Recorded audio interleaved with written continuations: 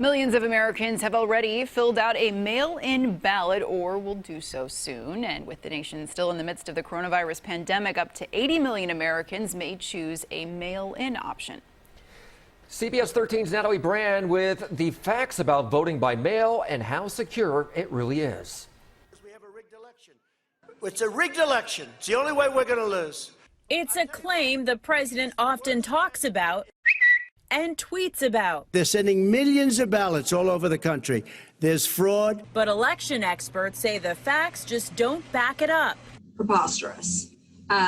The country has been voting by mail since the Civil War. Every state in the country allows people to vote by mail. Myrna Perez serves as the director of the Brennan Center's Voting Rights and Elections Program.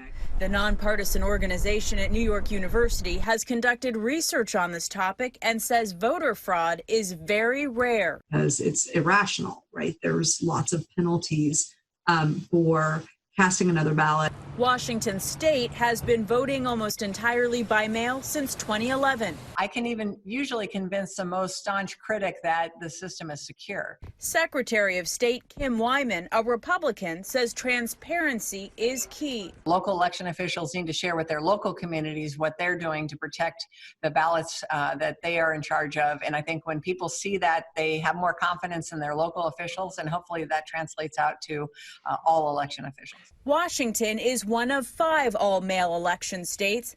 More than 24 other states expanded their absentee voting options due to the coronavirus pandemic. Is there anything that you're worried about, given how many states have had to quickly adapt and expand their vote by mail efforts?